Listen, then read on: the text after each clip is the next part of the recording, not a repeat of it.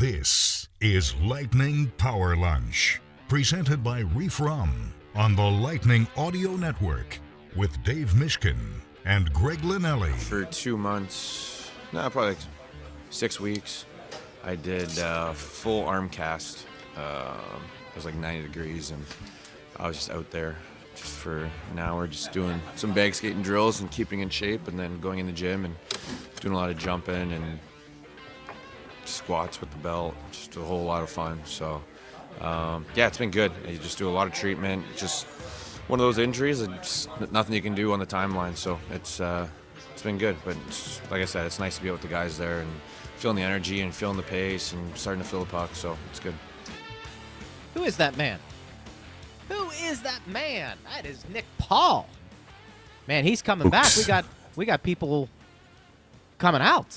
Yeah, his name has been invoked quite a lot in Power Lunch since we resumed, even during the preseason. When's Nick Paul coming back? Where's he going to play? Who's going to be out of the lineup? Conditioning's there. Feeling good.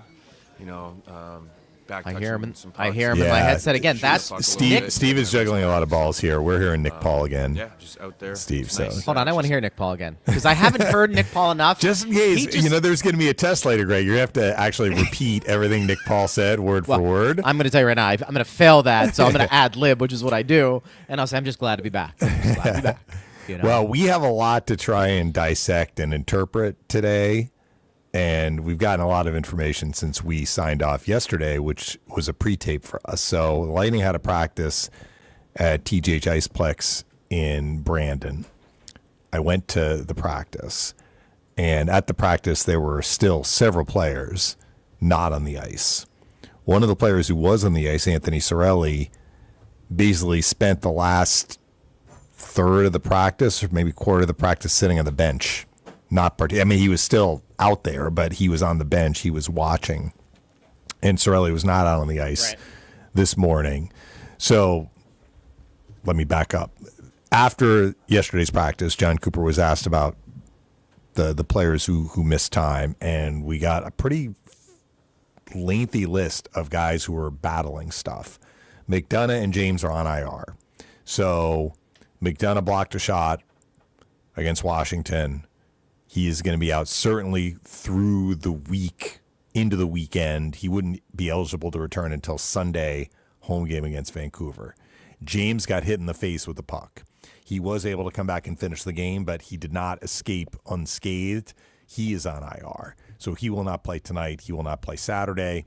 He did skate before the actual skate today, so it's good that he was out there. But we'll wait and see. The Lightning are going to have to make do without James, though, certainly for at least the next 2 games. And Coop termed both of those guys as not quite day-to-day yet. We mentioned Holmberg. He took a big check from Tom Wilson on Saturday. Yeah. He did finish the game. I mean, he came back after that, but he has not been on the ice since. He is day-to-day. And somewhat surprisingly, Victor Hedman was not on the ice yesterday, and Coop termed him as being day-to-day. So you add all these guys up, you got Hedman, Holmberg, McDonagh, James, possibly Cirelli. And I say possibly because he wasn't on the ice this morning, and he was a kind of sort of participant in practice yesterday, although Coop seemed to indicate that he'd be okay. And he said, we're gonna have to call some guys up. So they called some guys up. They called up Boris, Katchouk, and Scott Sabourin. So I am going to offer a mea culpa here because a fan had asked in advance of the Florida game would the Lightning call up Sabourin. Now, this, I think, question was separate from anything we knew about injuries because we didn't know about all the injuries and the extent of these injuries. When that question was asked, I think the fan was just wondering, would the Lightning dress a lineup on Saturday with the 2 enforcers, Douglas and Sabourin, who obviously, got thrown out of the game in that preseason game after 1 shift and got a 4-game suspension. And at the time, I was like, well, I'd be surprised if Sabourin is called up. Sabourin is up. Sabourin is in tonight. So, what do we make of the lineup tonight? So Coop basically said, don't ask me any lineup questions. I don't know this morning. It was as close to a full skate as you will see except that the guys I just mentioned were not on the ice again, and Cirelli was not on the ice. Vasilevsky was not on the ice. I think Vasi is going to play tonight. So the Lightning had 12 forwards and 6 defensemen out there with Sabourin, with Katchouk, with Douglas, with Finley. The 6 defensemen were the 6 defensemen if you remove McDonagh and Hedman. So I think the D pair are clear, assuming Hedman cannot play. Again, he was mentioned as day-to-day, but he was not on the ice this morning.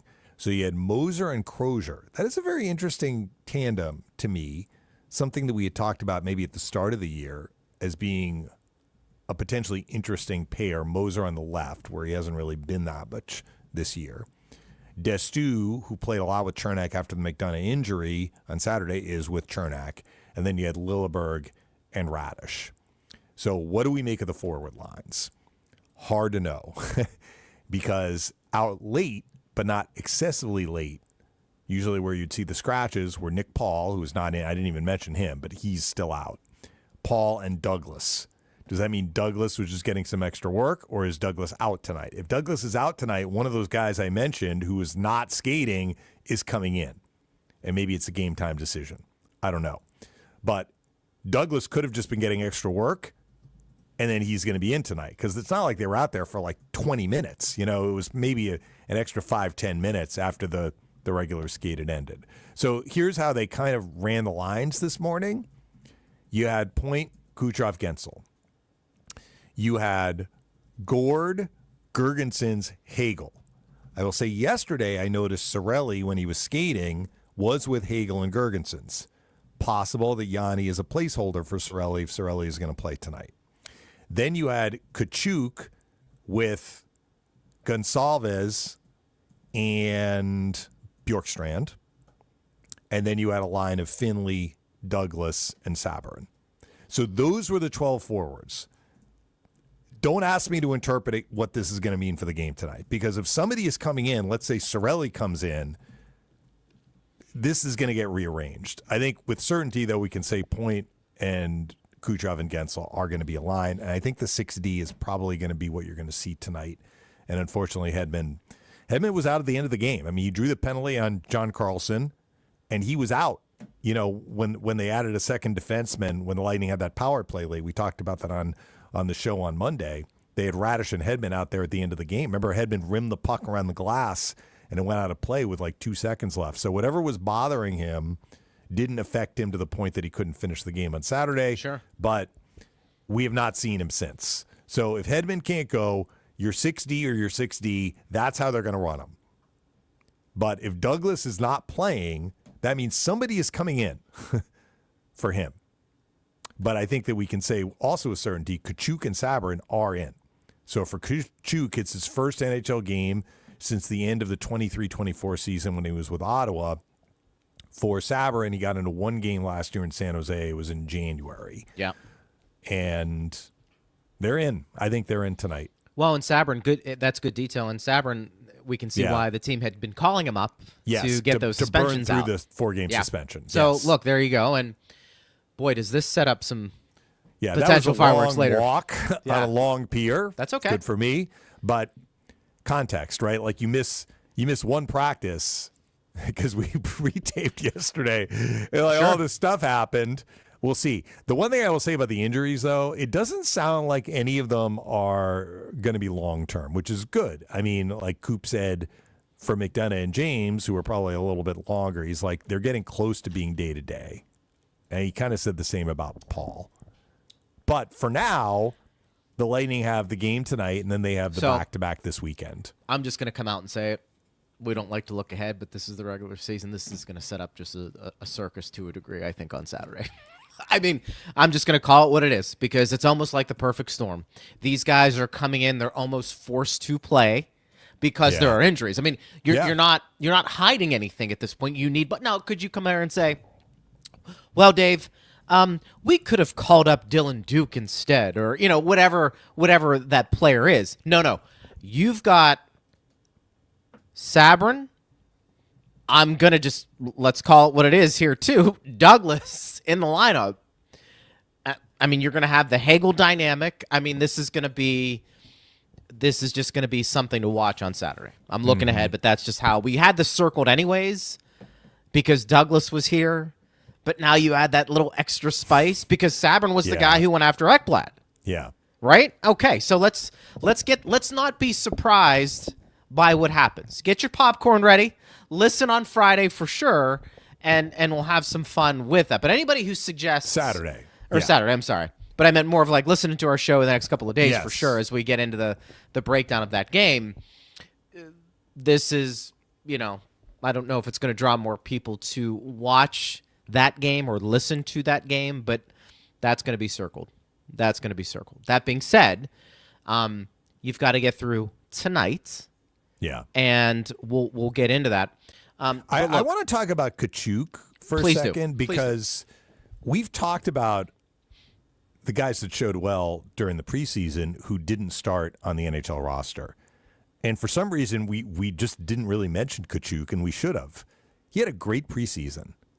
And what a journey for him. From a high draft pick, second-round pick, took time to kind of acclimate to the pro game to the extent that he had to spend more than 1 year. I mean, he spent several years in the minors and then had trouble kind of establishing himself at the NHL level, even the year in which the Lightning made the trade, where they traded him and Taylor Raddysh to Chicago for Brandon Hagel. Remember, that was the year that Raddysh and Katchouk, Taylor Raddysh and Katchouk, who had always kind of been linked, like they were drafted in the same year, drafted in the same round. They played junior hockey together. They turned pro at the same time. They were in the minors together. They came up together. They were both on the team. They were both moved to Chicago at the deadline for Hagel. And since then, like, Katchouk has had a hard time really finding a spot for himself at the NHL level. First with Chicago, after the Lightning, first with Chicago, and then with Ottawa. And it was really last year, he mentioned this during the preseason and training camp. He spent the whole year in the minors. He was in Wilkes-Barre Scranton, so he was in the Pittsburgh organization. He didn't play a game for the Penguins, the Pittsburgh Penguins. Spent the whole year in Wilkes-Barre Scranton and played center. I don't know if he spent the whole year at center, but that is not his natural position. He worked at it. He had a good year. He had over 20 goals last year. And what John Cooper said about Katchouk when, camp started and got into the preseason, it's like he is a different player this time around than he was the first time. And so he doesn't make the team, even though he was one of the last cuts. He goes down to Syracuse, and he's got 9 points in 12 games. So as much as we talked about Stahoviak and like Geekie was down, Geekie was not called back up. Chafee was down, Chafee was not called back up. We've talked about Dylan Duke. We've talked about Peltier. We've talked about James, who did come up. And that's on us, right? That we didn't really mention Katchouk, but the Lightning didn't forget about this guy. And he is one of the guys they can call up from the minors who has, I will say, significant NHL experience. He's got over 100 games played in the NHL. Sabourin, I think, is just shy of 100 games. So they're bringing up guys who know how to play at the NHL level. They just haven't really been able to establish themselves and stay at the NHL level, as opposed to a guy who's got 5 games of NHL experience or 0. Peltier would have been another option. Like, Peltier's played, I would say, a significant amount in the NHL, but they decided to go a different route. So that is for correct. Boris. Yeah, and look, he's a guy that I think we talked about this when he came back to the Lightning, was having a good training camp. That a player like that, to be perfectly honest, probably looks at this as maybe the last chance to get back to the NHL and maybe be a regular, but at least back on the radar. Because the last thing you want to be, I mean, look, you're a professional hockey player. Could be worse. I mean, he's young enough where I'm sure he doesn't want to be labeled as an AHLer at this point in his career of where he is.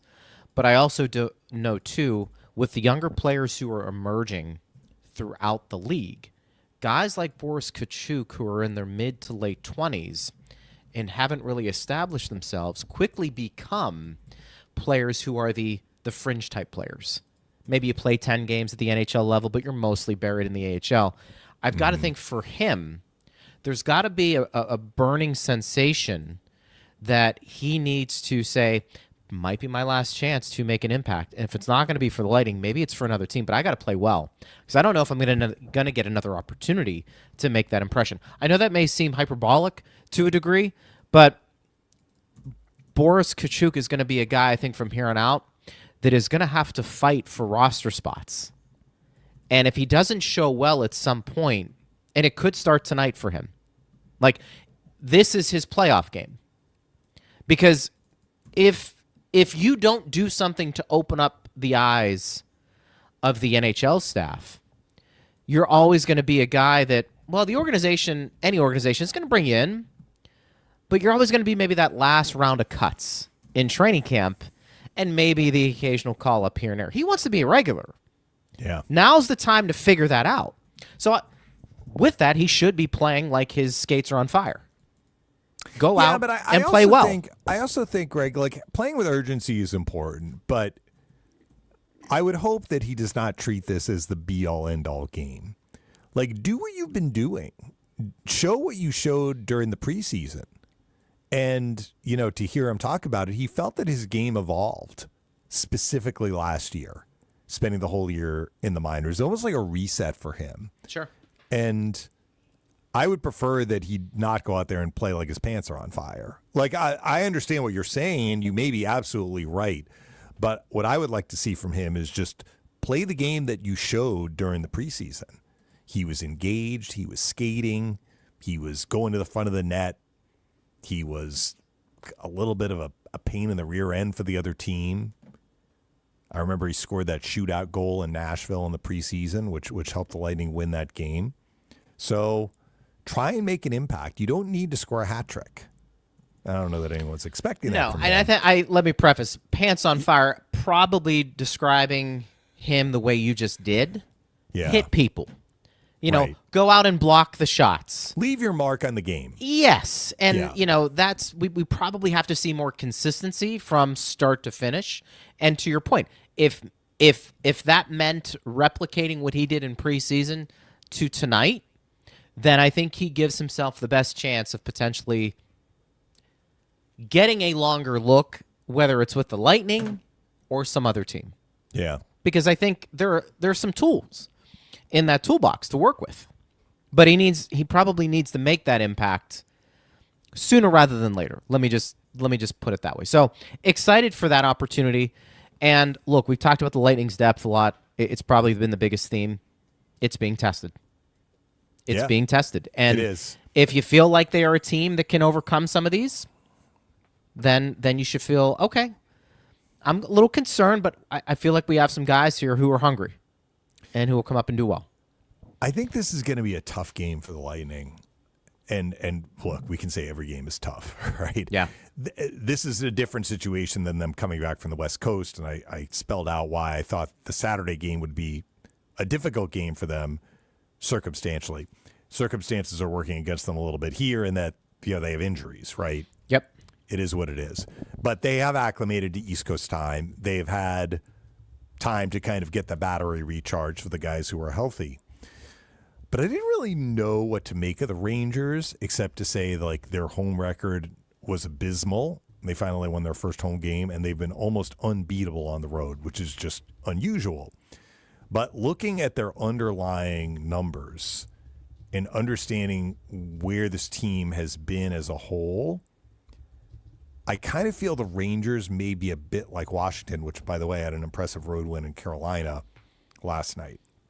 What I said about Washington is they have better days in store, basically. Like, there may be some teams that are punching above their weight class in the East, let's say. Their record might be a little bit better than where they are going to finish. If you kind of look at some of their underlying numbers, especially, I feel like Washington is a team that may be punching below its weight class, and eventually that's going to correct.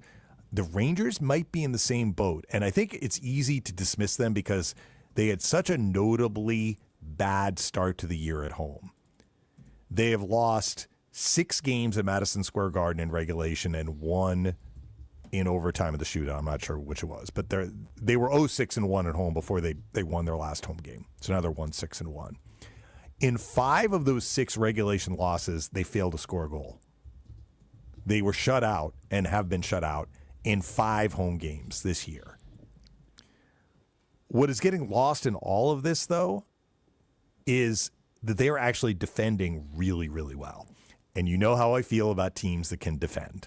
Now, look, if you're not scoring any goals, defending well isn't going to help you. If you give up 1, you're going to lose. But here are the numbers. The Rangers are 4th in team defense, 2.53 goals allowed per game.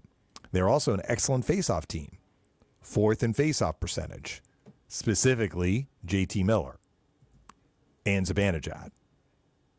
And the other part of this that I think is really going to help the Rangers and maybe explain some of where they have struggled, Vincent Trocheck is back. Yep. Vincent Trocheck played the first 2 games of the year, got injured, missed the next 14. Is it a coincidence that the game he comes back to, returning from injury, the Rangers score 6 at home? Mm-hmm. He is such an important part of their team. He is like a jack of all trades. 5-on-5, power play, penalty kill, great on faceoffs, can score, can play make. I mean, their power play has not been good this year, which is a little bit surprising when you got Fox and Panarin and Zibanejad, but Trocheck has not been there. Now Trocheck is back. So I'm looking at a team, just as the Lightning are starting to get hit by the injury bug, the Rangers seem to be getting healthy. And maybe one of them most important players that they've been out for most of the year is now back. So this is a team that has done very well on the road. They're 7-1-1 on the road. They don't allow a lot, especially on the road. And maybe their most versatile player is returning to the lineup and is now back. So then you also take into account the Lightning have some guys who are filling in, like they're leaning on their depth, and the lines are going to get put in a blender, maybe except for the point line. So let's see how they do tonight. But that's why I said I think it's a challenging game for the Lightning. The other thing, too, is they're, 17 games they've played? I mean, can you make the case that Mike Sullivan and the way he wants them to play might maybe start to figure that out a little bit I mean, too, is he gonna have them play? So again, I am not certain if he had the Pittsburgh Penguins play the same way during the time he was there, 2015-16 to last year. Did they play exactly the same way the whole time? I know he likes an up-tempo style, but sometimes when you come to a new team, like, you can't really fit a square peg in a round hole. Like, you may have to adjust. Like, you have your idea of how you want to play, but you also have your personnel, right? And I just don't know enough about them to be able to answer that question. What I do know is they still have some high-skill guys. You still got Panarin, you still got Zibanejad, you got JT Miller, now you got Trocheck back, you got Adam Fox. I am a big Gavrikon fan. I think he is an extremely underrated defenseman. They basically got him after Keandre Miller left, who I also like. I don't know if that is a net gain for the Rangers, but at least I would say it's a net neutral. If you're taking Miller out, at least you're adding Gavrikov, who will really help you, and maybe it is a net positive for the Rangers. We'll see. I'm not certain about that, but they got a very, very good player to basically fill in for where Miller had been. So we'll see how the game goes tonight. The Rangers tend to play the Lightning pretty well, and the games tend to be tight. Yeah. But again, at the risk of repeating myself, I think this is going to be a challenging game for the Lightning beyond the schedule. This is not related to the schedule. This is just where the Rangers are, what we've seen from them at the start of the year, and the Lightning having to kind of duct tape together a lineup tonight. If that's the right way of putting it. I think that's fair. I think you would anticipate this is a team, the Rangers, who, while they did make some changes, their division, I think there's some teams there that are up and down, probably put them in that category, but it's certainly not one you're looking at and saying, beyond the Devils, is there still a lot of room for some of these teams to move? I don't know how long Pittsburgh can stay where they are. Washington. Yeah, are they we just saw punching them. above their weight class? Probably. I think they're one of the teams you have to probably. wonder if they're doing that. Are the Bruins punching above their weight class? I think they've won 7 or 8 in a row now, but they lost 6 in a row in regulation earlier in the year. Who are they? Like, which team is it? Clearly, they're playing with confidence right now. And congratulations to Pasternak. He just scored his 400th goal in the NHL. Good article in the Athletic too about Morgan Geekie, about his he had the hardest shot scorer in the league this year, 103 miles an hour. Yeah, I mean, talking about it was interesting because Kucherov was referenced in the article, and they talked about the blade and his stick and how he goes through. I mean, a lot of hockey players do, but really just kind of finding the right groove in his stick and shooting, can play really anywhere on the ice. But he's turned himself into a heck of a player. But he's a guy that bounced around a little bit before he was able to find a home, which I think was pretty interesting. You mentioned the goal scoring there. So I think that's kind of where we are a little bit with the Metro. I think it's up for grabs, but I do think the Rangers, even with some of the moves that they made in the offseason and over the last couple of years, that there was a higher expectation of them at this point. And they may get there. They may get there. That's what I'm saying. They may get there. If you're defending like they've defended, you are going to put yourself in a position to get points. You are not going to get points, though, if you cannot score a goal. Like, if you're finishing the game with 0 goals, it's going to be very hard for you to get points. So you need to be able to score a little bit, and that is the other end of the spectrum. They're 31st in offense. But with Trocheck back, I think that will change. I think they're going to start scoring. I think their power play will start improving. They're 30th right now on the power play. You can make the argument that with guys like Fox and Panarin, they should be higher than 30th. Yeah. But now they got a key piece back. Trocheck facilitates a lot for them. He can transport the puck up the ice. He can be in the middle of a tic-tac-toe passing play. He can be at the end of a tic-tac-toe passing play. Very smart player. Great on face-offs. We'll see how the Lightning do in the circle tonight. It's a good point, and it's always fun, I think, playing the Rangers anyways. Be interesting to see what the crowd is like as well. Yeah. That's always something that we'll keep an eye on. Alan says, great show as always. What are the factors that help Coach Cooper decide to go 11-7 or 12-6? My personal opinion is we should play 11-7 most of the time. Your thoughts? We get that question a lot, don't we? Yeah, tonight it may be based on who's healthy. I mean, if Victor Hedman can't play and McDonagh's on IR, they have to go 12-6. They did not call up another defenseman. So beyond that, I think it's kind of what's working well for the team. They didn't start the year with 11-7. But when they started winning, often they had 11-7. Some of that was Dastu coming up and giving them a big boost. And, when Radish was in, this is when Crozier was still on the injured list, but, when Radish was in, they went with 11-7. So the 11-7, the advantages of the 11-7, first of all, there are a number of advantages to going 11-7. First of all, if you lose the defenseman, you still have 6. Should player get hurt, get a bunch of penalty minutes, it's easier to absorb the loss of a defenseman than if you're dressing 6. Yes, if you have 11 forwards and you lose a forward, then you're down to 10, but forwards play less than defensemen, with some exceptions. Like Kucherov might play more than the 5th or 6th defenseman on the Lightning, but generally it is easier to compensate for a forward not on the bench than a defenseman not on the bench. So at a very basic level, it gives you a little bit more of a cushion. It does allow you to double shift maybe your higher end guys on the line with the 2 forwards. And the way the Lightning have gone with 11-7, at least this year, it hasn't been every year, but basically it's been their second line that has been the line with the 2 forwards, either Cirelli and Hagel or more recently Cirelli and Gensel. They're not doing that right now. Gensel is back with Point and Kucherov, but when they were going 11-7, like on the road trip out west, we saw Cirelli and Gensel as the line of 2, so you could put Kucherov out there. You could put Gensel out there. You could put Point out there. You could put whoever, Gergensen. Sometimes we saw him out there.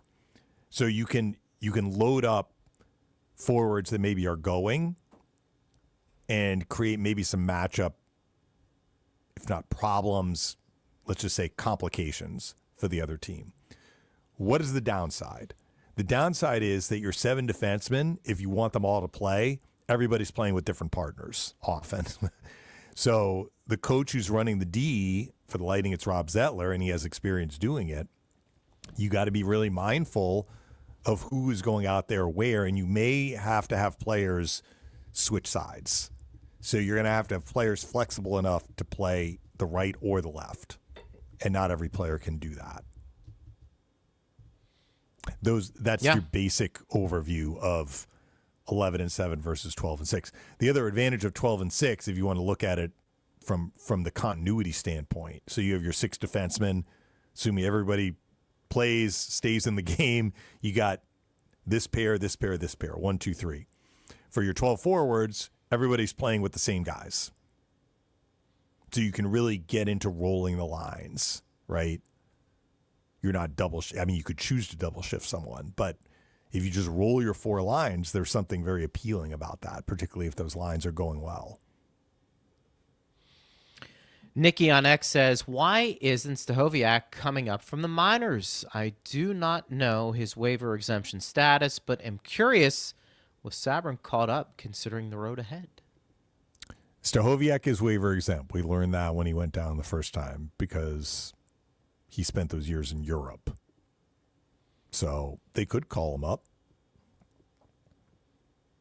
They chose not to. They have viable candidates. Yeah. And I mean, what you said at the start of the show, there is probably some truth to that. That with Florida on the schedule coming up this Saturday, you call up Sabourin, he gets a game, because I think he's in tonight, before they meet the Panthers on Saturday. I believe that Stahoviak at some point is going to come up this year? For sure. I do. I mean, look, if the Lightning get healthy and just stay healthy, and there's no need to call anybody up, that's different. But I think they're going to give him a look, particularly if he continues to do well in the minors, which he has. I would agree. I think, and is it the perfect storm for Sabourin to come up? Yeah, probably. I mean, let's call it what it is. Yeah, maybe the fan is saying, why Katchouk? But, it's like, it's almost like somebody wants to go into Julian Brisebois' office. It's like, well, why did you call this guy up? Why didn't you call that guy up? I like that guy. I mean, that's kind of the vibe I'm getting. Yeah. It's like, well, Julian's like, well, I like all our guys. This is the guy we decided to call up based on maybe the reports they get from Syracuse, or who knows. We're not getting inside his head, but it's hard to argue that Katchouk didn't have a really impactful preseason as well. He has done well in Syracuse. It's not mind-boggling that they called this guy up. Nor is it mind-boggling if they called up Sabourin, who has, and that's the other part that I did mention, both Katchouk and Sabourin have more NHL experience than Stahoviak. Now, that didn't stop the Lightning from calling up James, who had 0 games of NHL experience, or Destu, but that's the decision that they made. I think it's fair to say this is a combination of guys playing well, but also adding, to a degree, what they can add that's coming up. I mean, that's okay. That's part of this equation. Mm-hmm. I mean, Stahoviak, I feel like next to the when is Nick Paul coming back, we have had that question. Yeah. But when is he coming up? I think Peltier should be in the mix here too. I mean, he had a great camp. Very strong preseason. Yeah. I mean, Jared, see if you can get Julian on. We want him on today. I'm sure he can come on and he'll clarify that. As they say, this is a good problem to have for the organization. Let's see here. Tampa Bay. Sabourin is probably going to get ejected again. I'd bet the house on it. Is he talking about tonight or Saturday? This has to be Saturday. Yeah. I mean, this has to be Saturday. You know what would be interesting is, do they start Sabourin on the ship, to start the game on Saturday? Let's just get it out of the way. Let's get it out of the way, and let's just set. And, of course, we know that's not going to happen. That won't be the first altercation if it begins the game, because those things have a tendency to linger. I'm just saying, I would be I would be very shocked if nothing happens. Greg says, thanks for the show, guys. Can't wait to watch the young guys ball out. Hopefully, simultaneously, take a dub? Like a Hard, W. Yeah. Hard game against Florida coming up, then luckily an injured Vancouver team. Well, the Lightning are also injured, but I did see Quinn Hughes got hurt in their game recently.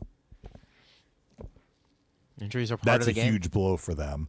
We had a fan saying, oh, Quinn Hughes is injured. That's why he doesn't have that many points. And I looked it up, and I think he'd only missed maybe 2 games. So whatever his injury was, it wasn't long term. I have no idea. That was earlier. I have no idea what the situation is now. That's a little bit down the road for me. I'll probably turn my attention to Vancouver once we reach Sunday. Tonight, enjoy some Refrum, smooth, versatile, and now pouring at Benchmark International Arena. Order a Tropical Wave or a Lightning Mule, and taste why fans are switching. Refrum is a premium craft Florida local rum built on authenticity, quality, and easy drinkability. Ask for Refrum by name. Go Bolts! Enjoy responsibly. Let's get to Alan one more time as a follow-up. You guys answer my first question. Injuries are a big factor. Moser and Crozier on the line together will be very interesting to watch. You kind of hinted at that, partner. Yeah. I'm really glad for Crozier that he didn't miss more than whatever it was, 2 games. Look, he got hit with that puck at practice. I was there. My initial reaction was, this is not going to be a short-term thing. I mean, you could tell from the player's reaction when the player knows that he's hurt. And he sprinted off the ice and went right down the tunnel. I mean, I didn't get any official word on it one way or the other until Coop said, day to day. So I was like, okay, well, that's great news. It is. Let me get to this question because we're going to go down this rabbit hole a little bit. And I'm not sure. I'm not sure how much time we want to spend on the DOPS, but David says, I'll just say that any violence that occurs versus the Panthers Saturday night is a direct response to the DOPS inability to corral the Panthers' penchant for attacking the Lightning star players at will. I mean, look, everybody has an opinion on that. I think, the officiating is going to have an impact on how that game goes as well. Not letting some of the unnecessary stuff go. And if you have to start throwing players out of the game, maybe that's what you do. That's what they did in the final one, though. Yeah. That's why we got to 322 penalty minutes. Garrett says, see. I mean, before we get to the next question, I mean, we'll see. We may have a nothing burger game. I know people are like, there's absolutely no way. I mean, sometimes that doesn't happen. Now, do I think that the Lightning have a box to check with AJ Greer? Yeah, I do. Because that was what started the whole thing with the 2 preseason games. But does that mean that something will happen in this first game, or will it be down the road? Who knows? Maybe putting, we'll call it enforcers in the lineup will act as a deterrent. You have talked about that, Greg. Maybe just their presence in the game, because I think for sure at least one, if not both, are going to be in. Assuming there's no additional injuries tonight or anything like that. Maybe it'll act as a deterrent. I'm willing to hold judgment on what we're going to see until after the game is played. Do you believe, partner, that dressing somebody whose primary responsibility is to make sure things don't go out of control actually does just that? Well, my perspective is from way above the ice. Understood. It's hard for me to know. It's probably easier certainly to talk to somebody who played, or in the case of like a Brian Engblom when he's down on the ice, you can really get a feel for the temperature of the game. But the conventional wisdom is yes. There's a school of thought. I'm not sure if it's necessarily the right school of thought, and the ship has sailed. We're not going back to pre-instigator penalty. But when the instigator penalty was put in, there was a school of thought that said, well, you're going to actually make things worse. because not having the instigator penalty, like the threat of somebody coming at you and instigating a fight for something you did, will make you less inclined to do that first thing. Sure. You know what I'm saying? Like, yeah. People who were on teams playing the Edmonton Oilers in the 1980s knew that if you looked cross-eyed at Wayne Gretzky, you were going to have to answer to Semenko, who was their tough guy, at least for part of that time. Did that act as a deterrent? It seemed to. I don't remember too many teams running Wayne Gretzky. I don't think, I mean, I'm sure there was one or two, but yet you knew somebody was coming at you. If you did that, that was a line you simply did not cross. Once you put the instigator in, I mean, players still instigated fights. They just got a lot of penalty time and potentially suspended if they accumulated enough of them. But the idea was to reduce the number of fights, basically. And I'm not saying this is right or wrong. I'm just telling you, like, I remember at the time there were some pretty passionate people who were like, this actually is not going to, it's going to expose your star players more because you put the instigator penalty in there. That goes to the point that you made, that, you know, just having somebody like that act as a deterrent. The belief was certainly pre-instigator rule, the answer was yes. But that was also the time when you had way more fights, bench clearing brawls. I mean, and, you know, the NHL decided that wasn't really part of the product that they wanted to have. Fighting is still a part of the game, but it's way, way less than it used to be. Do you think we've seen more egregious hits because of the instigator rule? Well, that's something else. And do you think that's made the game even a little more unsafe than having guys just police themselves? You know? Well, the people who ascribe to the school of thought that I just talked about would also say that players who deliver questionable hits are emboldened because of the instigator penalty. If I were to give you my own opinion, I think some of it is the culture in the sport now, unfortunately. Like, I just think that we see it more. So if you see it more people are going to be doing it. It's almost like a, you know, perpetual, you know, but perpetual repeating prophecy. Right. Like, some people do it, and more people do it, and then more people do it. So we've seen it more. But also, I think some of it is the speed of the game. Even if you come in with the best intentions not to commit a dirty hit, the speed of the game, sometimes it turns into a dirty hit. Because you're a fraction late or a guy turn. I mean, they try and take into account a guy turning. But you know what I'm saying? I think the game has never been faster. And I don't know what to make of it. I think I agree with you. I'm willing to say the game is faster. So maybe it's harder to hold up on some of those hits. I think from that behind. at least that needs to be baked into the equation. But I feel like we still see way too many hits from behind. Yeah. For a league that is trying to crack down on it. What did you make before we get to more questions? The Matthews hit. Did you happen to see that? I didn't see it, actually. Yeah, he left midway through the second period yesterday. Zadorov hit him. Yeah, I did see Zadorov and Domi. Domi wanted to fight Zadorov, and Zadorov said later, Domi was my junior teammate. We won a Memorial Cup together, and I didn't want to fight him. So he basically tackled him. I mean, Zadorov is probably like Domi's giving up like 5 or 6 inches there. I mean, that would be a tough one. I mean, you appreciate Zadorov is really tough too. Yeah. Craig Berube, of all people, said he didn't like the hit. Of course, but it's funny coming from a guy who made his living of bashing somebody else's head.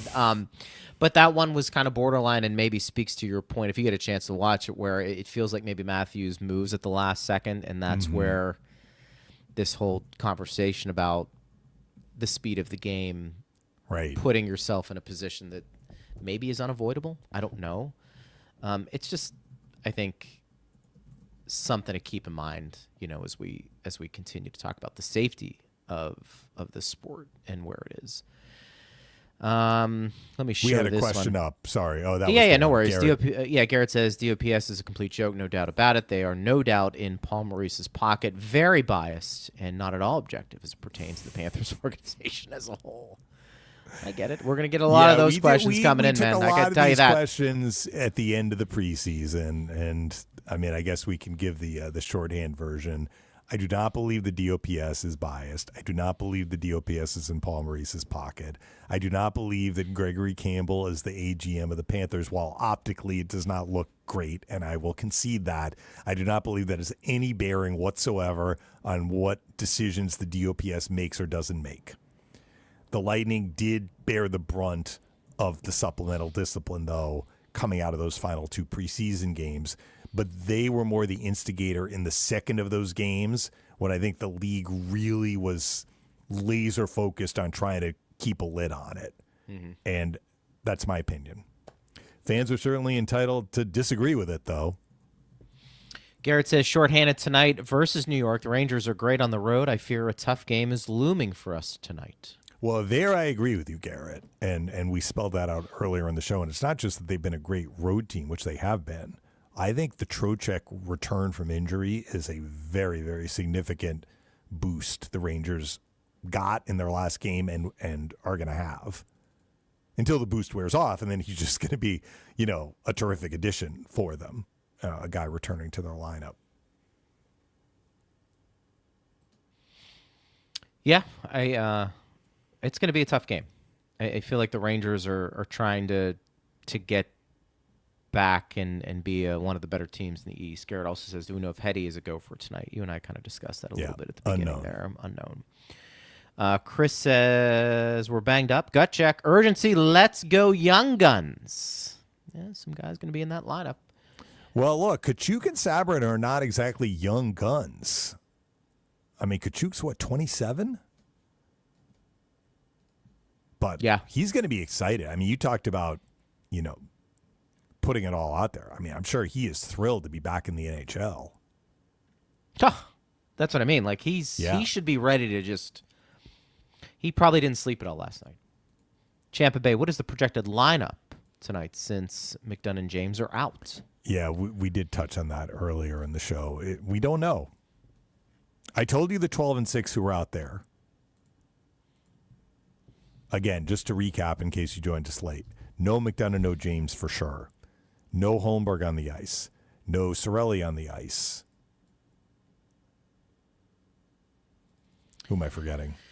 No Hedman on the ice. Yeah, no Hedman. Yeah. Paul was on the ice. Paul's not playing. Andrew says Ranger fans are close to the most obnoxious visiting fans, if not most. Then second most. I confess I'm not really exposed to that. So I can't speak with any knowledge. I do know that there are very passionate opposing fans, though, who come into this building. And it's not only Ranger fans. Ranger fans travel well, though, or they're transplanted New Yorkers who live in the city where the Ranger... It's not just Florida. I mean, you see Ranger fans everywhere, but maybe people, once lived in New York and grew up rooting for the Rangers, and now they're elsewhere. They're in Dallas when the Rangers play the Stars, they go to the games. Or they're in Chicago when the Rangers play the Blackhawks, or, pick a city. Going through some questions. And some of them here. probably do travel for the road games. JJ says, a bit surprised Geeky wasn't called up. How about you, Dave? Well, look, would I have been shocked if he had been called up? No. Am I shocked that he's not called up? No. As we've said, Katchouk showed well in the preseason, and I think there are reasons why they called up Sabourin. But what is undeniably true is that both those guys do have NHL experience. Yeah. Also, I mean, this is something you've hammered home, Greg, and, there may be a lot of truth to it. If you're going to call up Connor Geeky, are you going to play him on the fourth line? Because right now, I mean, if Cirelli is in, probably you are looking at Katchouk and Sabourin playing on a fourth line with Finley. Do you want that to be the Geeky return game? Or are you looking for something else? Or do you just want him to spend more time in Syracuse and just play, get a bunch of games of experience, and if we have an opening, we want you to just get settled down there and continue doing what you're doing. We're going to call somebody else up. That may be part of the thinking too. You know what's funny is that eventually where we think Geeky is in a top 6, that one spot potentially that was open in the long run may go to Dominic James, who maybe showed more in less time than Geeky did. Although Geeky's second time around was better, I do think when you take a look at Geeky, and this is where we can talk about Paul being on a line as the centerman and having Geeky on it, I do think wherever he goes, he needs to play with other skilled players. I do not think a fourth line is where you put him. And I'm not saying that's why he's not called up. But I do think you've got to be probably a little more strategic with where you put Geeky than you did with James. I think James showed well on the fourth line. He showed well on a third. He showed well on a second. And maybe James that's because of his game. James is just a player. I mean, I know that that's really a simplistic way of putting it, but that's what he is. He goes out there and he plays the same way in an effective way, no matter where you put him. This is what I believe to be true for sure in my mind about Geeky, and I'm not like making some huge revelation here, like the earth is round, right? I mean, you can see it watching Geeky play, Connor Geeky, although it's probably true for his brother as well. He has an NHL shot. He may have an elite NHL shot. Sounds like it, doesn't it? I've seen him shoot enough at the NHL level, and I've seen some of the goals he scored in Syracuse. His shot may be his greatest weapon, understanding he is a big, strong guy, and can make plays. He's got an offensive brain, right? All of that is fantastic. So for him, a big part of where he's going to end up in the NHL in terms of his productivity will be tied to, is he going to be in a position to use that shot? Is he going to be able to get himself open to shoot? Because his shot is elite. He can whip it past goalies who are not screened. That's how good of a shot it is. But this is something we've said a little bit with Bjorkstrand, who I think has a different sort of shot, but the end result is the same. Bjorkstrand can shoot a puck past a goalie who is set, unscreened, square, and the puck just beats him. For Bjorkstrand, it's about getting the shot off. If you can't get the shot off, you can't use your greatest weapon. And I think what we've seen from Geeky in the time that he's been up, whether it's roll, whether it's not roll, whether it's whatever, we've not seen him shoot the puck enough. Right. That's fair. Some of that might be opportunity. Some of that might be him, just not finding the weak areas in the offensive zone from the defense standpoint, those soft areas where he can get a puck and shoot it. But, I mean, why would we say he is an exciting prospect? I think that's probably at the top of the list. The scouts saw it. When he went 11th overall, they saw that. And also a big, strong guy I was gonna say, who could shoot like that, right? And make plays. But, I mean, next time he's up, I may ask him, do you think your shot is your greatest strength, your greatest asset? He might say yes. Yeah, for sure. I mean, he's got that big frame. I think that's also enticing. The Lightning just don't have a ton of players, when it comes to that. Let me get to Alan also wants to say the Lightning versus Panthers is the best rivalry in sports that no one talks outside of the Lightning power.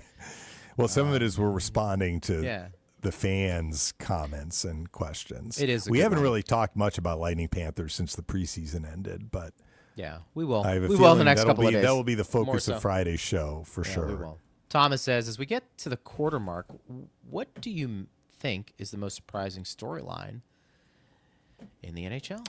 We have touched on this a little bit, Thomas. I think it's the closeness of the standings. I checked them this morning. The Buffalo Sabres are one game under Hockey 500. They are the only team in the East under Hockey 500. In other words, with more regulation losses than wins, and the Sabres are one game under. They win their next game, they're going to be at Hockey 500. That is the sort of parity in the standings we have not seen in quite some time. And I think if you look in the West, I mentioned Calgary. I think Nashville also. I mean, it's got to be there are a couple Anaheim, of teams right? that are near the bottom, but even in Anaheim. the West, a lot of teams are bunched together. A few teams are more comfortably at the top, but that to me, is that the most surprising? Maybe it is to me. I'm not sure I expected a month into the season that we would see, at least in the East, such a logjam of teams. Yeah. I don't know if it's going to continue, but to this point, that's what we've seen. A lot of overtime games, too, has contributed to that. Yeah, I'll say, specifically, Thomas, Anaheim being where they are. I mean, that in first goes place, to it, though. So you have teams that were near the bottom that have elevated, and some teams that have been used to being near the top that have regressed a little bit, at least early in the season. But the Anaheim story is one of those stories. San Jose has gotten better. Chicago's gotten better. And I think if you look at the points leaders.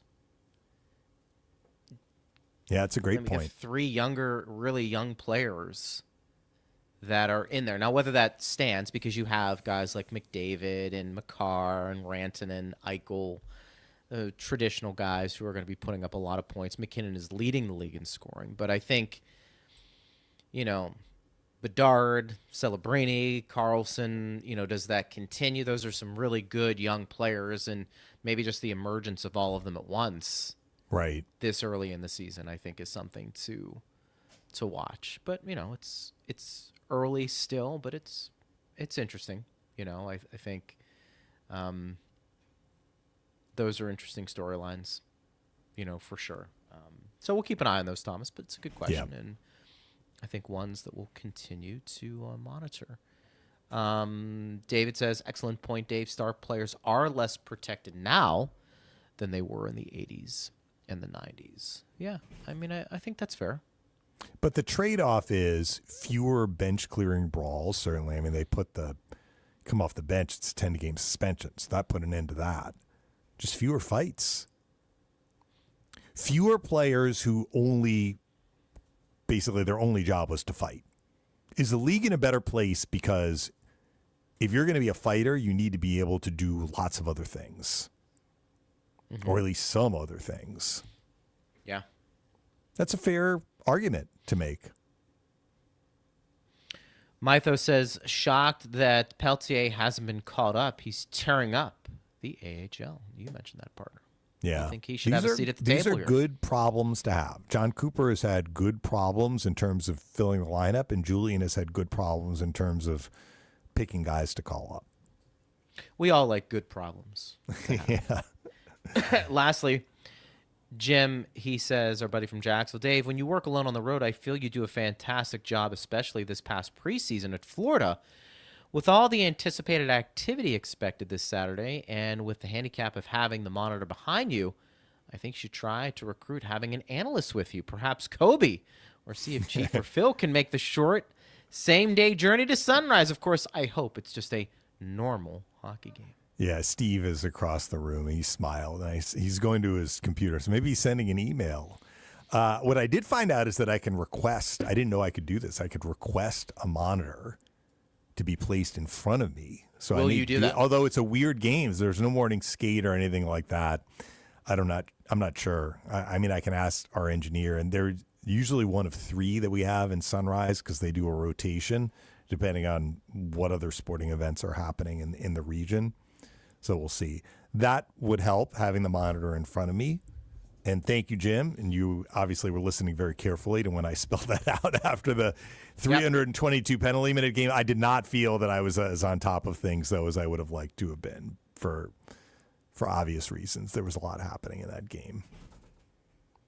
But we don't know if we're going to have we're not going to have a repeat. I can say that right now. We are not going to have another game with 322 penalty minutes where the Lightning are going to finish the game with 4 players on the bench and 5 on the ice. We are not going to have that sort of game. But we may have some physical elements to it, whether that means, big hits or fights. We may see some major penalties, misconducts. That's certainly possible. Or this will just be postponed for a game down the road. As they say, take a name. Take a name. What was it that we mentioned? Brian Engblom said in his day, the talk was like, you're on my list. You don't know when it's going to come, but it's going to come at some point. Yeah. And you put the other player on edge. Yeah. I mean, I'm not sure if that still happens, but we'll see. That's what I said earlier in the show. I think at some point, the Lightning are going to look to check a box for Greer. I don't know if they feel they still need to check a box with Ekblad. I think Hagel might have a score to settle with Ekblad, but that's up to Hagel. Yeah. Greer didn't really have to. I mean, Radish fought him after he did what he did to Hagel in that preseason game. There may be more coming, but I don't know if it's going to be Saturday. And that's a guess on my part. Maybe I'm wrong. We'll see. Yeah. We'll see. Partner, great job. I will talk to you tonight. See you tonight. We'll see everybody, the gang down there. And then we'll be back at it tomorrow, recapping. Hopefully it's a W. And then getting ready for Florida on Saturday. But we'll have a couple of days in between there. Thanks to Steve Versnick, Jared Johnson for engineering and producing. Thanks to everybody who listened. We appreciate it. Game's at 7. Pregame will be at 6:30. Tonight, I am Greg Linnelli. You've been listening to Power Lunch on Lightning Radio.